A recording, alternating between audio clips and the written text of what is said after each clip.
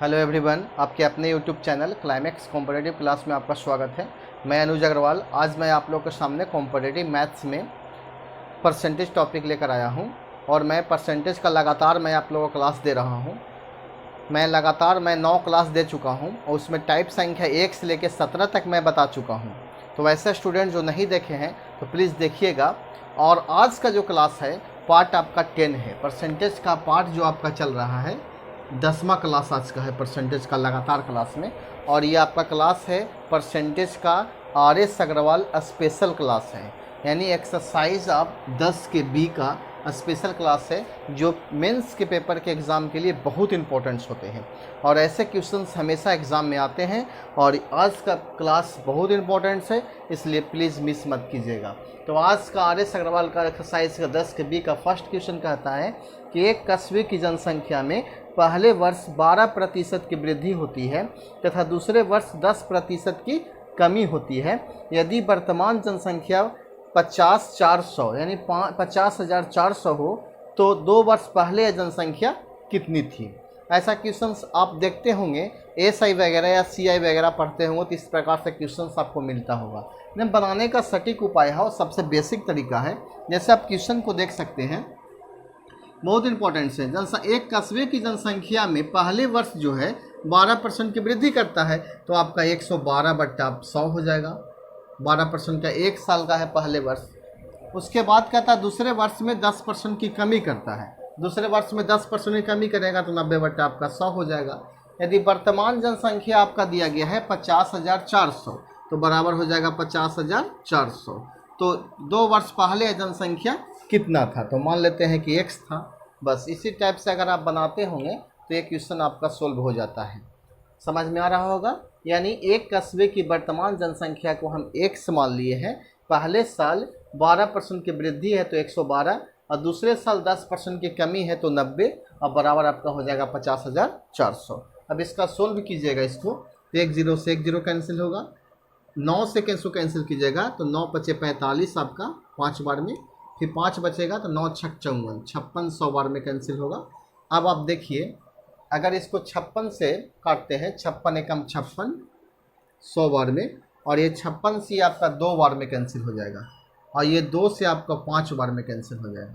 तो x बराबर आपका 5 पर 2 0 तो 500 और गुना 100, यानी जो आपका आंसर हो जाएगा 50,000 हो जाएगा। वर्तमान जनसंख्या कितना था? 50,000 था और अब की जनसंख्या कितना है? 50,400 है। बताइए क्वेश्चन में आपको समझ में आया होगा, किसी प्रकार से कोई प्रॉब्लम्स नहीं होगा ये क्वेश्चन में।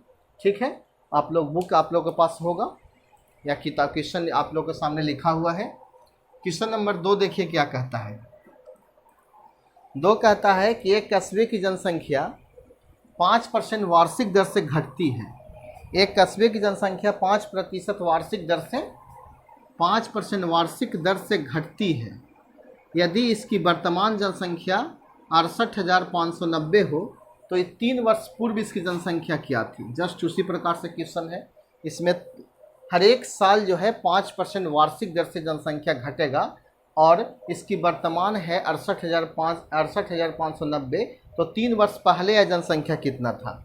तो 3 वर्ष पहले जनसंख्या को अगर हम x मान लेते हैं तो लगातार आपका तीनों साल 5% घटेगा तो 95/100 गुना 95/100 और गुना 95/100 हो जाएगा। और ये वर्तमान जनसंख्या दिया गया है 68,590। ठीक है, यहाँ से आपको 3 वर्ष पूर्व की जनसंख्या निकालना है। आप इसको कैंसिल कीजिए। 19 × 5 = 95, 20 × 5 = 100, 19 × 5 = 95, 20 × 5 = 100, 19 × 5 = 95, 20 × 5 = 100। देखिए एक चीज़ और बताते हैं, आपका कैलकुलेशन मजबूत रहेगा, आपका मैथ्स पोर्शन अच्छा रहेगा तो आपका हर एक एग्ज़ाम में रिजल्ट होते रहता है। और एक बात है कि अगर आपको काटने में परेशानी होता है तो सबसे पहले आप मैथ्स को बनाइए खुद से। ऐसा नहीं है कि क्वेश्चन आप देख लेते हैं ये क्वेश्चन मुझसे बन जाएगा, ऐसा नहीं होता है। यानी क्वेश्चन को आप देखिए और उसको खुद से बनाने का प्रयास कीजिए। जब तक खुद से आप नहीं कीजिएगा तब तक आप क्वेश्चन में नहीं फंसिएगा, क्योंकि आदमी कर कर सीखता है ना कि देख कर सीखता है। यानी कुछ आप करिएगा तभी सीखिएगा। इसलिए काटने का तरीका भी आपको सीख जाइएगा। कब? जब इसको प्रैक्टिस करते रहिएगा तब। अब देखिए 19 गुने 19 गुने 19 का क्यों कीजिएगा तो 68 69 आपका आता है, करके देखिएगा 68 69 आता है। तो ये तीनों 19 से आपको ये आपको एक बार में कैंसिल होगा 10 बार में। अब 2 गुना 2 गुना 2 की 2 4 4 2 8, तो एक्स बराबर आपका 8 पर 1 2 3 अब 1 4 0, यानी आपका आंसर कितना होगा 80,000 रुपये हो जाएगा। 80,000 हो जाएगा जनसंख्या 3 वर्ष पूर्व। समझ में आ रहा होगा। और हर एक साल 5-5% घट कर आपका वर्तमान जनसंख्या 68,590 हो गया। बताइए क्वेश्चन कितना इम्पोर्टेंस था। आप ऐसे क्वेश्चंस को बनाइएगा, लेकिन बड़ा अंक देखिएगा, काटने से घबरा कर इसको छोड़ दीजिएगा, ऐसा नहीं होता है। आगे और क्वेश्चन बताएंगे। देखिए अगला क्वेश्चन है आपका क्वेश्चन नंबर 3 जो देखिए कहता है कि पपीते का एक पेड़ 2 मीटर पूर्व रोपा गया था, 2 वर्ष पूर्व रोपा गया था। यदि इसकी ऊंचाई में 20% की वार्षिक दर से निरंतर वृद्धि होती है, अब इसकी ऊंचाई 540 सेंटीमीटर हो, तो रोपते समय उसकी ऊंचाई कितना था। यानी वर्तमान ऊंचाई आपका दिया गया है 540, और जिस समय रोपा गया था उस समय इसकी ऊंचाई कितना था। तो 2 वर्ष पूर्व रोपा गया, 5% क्या हो रहा है 20% की वार्षिक दर से निरंतर वृद्धि होता है, तो 120/100 आप कितना बार लिखिएगा 2 वर्ष, 2 बार, क्योंकि 2 वर्ष है। उस समय पेड़ की लंबाई को आप h मान लेते हैं, और बराबर अब जो उसकी ऊंचाई है 540 है। 2 0 से 2 0 कैंसिल आपका हो जाएगा। अब 12 से काटिएगा, इसको कैंसिल कीजिएगा तो ये आपका कैंसिल होगा। 9 से 6 से काटिए, 9 6 54 और 6 दूना के 12, और 2 से कैंसिल कीजिए 45 दूनी के 90, ठीक है। 3 से कैंसिल कीजिएगा 4 3 12 और 9 5 45, यानी आपका 3 से कैंसिल कीजिएगा आप तो 15 3 45, 15 बार में कैंसिल हो जाएगा। तो ये आपका 4 से 25 चौके 100 कैंसिल हो जाएगा। h बराबर आपका आ जाएगा 25 गुने 15, 15 5 75, बैलेंस 7, और 15 दूनी 30 7 37, यानी 375 सेंटीमीटर उस समय ऊंचाई था जिस समय पेड़ को रोपा गया था। ये क्वेश्चन आप बुक से मिला सकते हैं। देखिए तीसरा के बाद जो क्वेश्चन दिया गया है चौथा और पंचमा जस्ट उसी प्रकार से क्वेश्चन है, यानी 1 से लेकर 5 क्वेश्चन तक आपका सेम क्वेश्चन है। उसमें से मैं आप लोग को 3 क्वेश्चन बता चुका, तो हम उचित नहीं समझते हैं क्वेश्चन नंबर 4 और 5 बताना, आप खुद से बना सकते हैं। क्वेश्चन नंबर 6 देखिए, बहुत इंपॉर्टेंट है। यह क्वेश्चन आपका छोटा लग रहा होगा, लेकिन ये इस एग्ज़ाम में पूछे जाता है क्वेश्चन है, ऐसे आपसे क्वेश्चन एग्ज़ाम में पूछे जाते हैं। तो क्वेश्चन को देखिए क्या कहता है, 25% का 10% किस भिन्न के तुल्य होता है। तो आप बताइए कि 25% को हम 25/100 लिख सकते हैं, 25 नहीं है 35% है, तो 35 को हम 35/100 लिख सकते हैं, और 10 को हम 10/100 लिख सकते हैं, ठीक है। अब इसको कैंसिल कीजिए, 1 0 से 1 0, 7 5 35 अपान दूना के 10, तो 7/200 के तुल्य आपका होगा आंसर, ठीक है। यानी इसका भिन्न जो होगा 7/200 होगा। अगला क्वेश्चन नंबर 8 देखिए, 5 भी क्वेश्चन आपका 7 क्वेश्चन सेम था, यानी कह रहा था कि 630 का कितना प्रतिशत 7 है, तो 630 का कितना प्रतिशत 7 है, तो 7/630 गुना 100 कर दीजिएगा, आंसर आ जाएगा, ठीक है। क्वेश्चन नंबर 8 देखिए, 8 क्या कहता है, कहता है एक विद्यालय में 36% छात्राएं हैं तथा 864 छात्र हैं, तो कुल विद्यार्थियों की संख्या बताइए। ये क्वेश्चन आपको बहुत आसान लग रहा होगा, लेकिन यह बहुत इम्पोर्टेंट है। इसको बनाने में बहुत सारे स्टूडेंट्स गलत भी कर बैठते हैं। यहाँ ध्यान देने वाली बात है कि 36% छात्राएं हैं, तो और यहाँ आपका छात्र की संख्या दिया गया है, तो ये प्रतिशत जो आपका दिया गया है छात्रा का, यह भी आप छात्र का प्रतिशत आप निकाल लीजिए। जैसे देखिए 100 में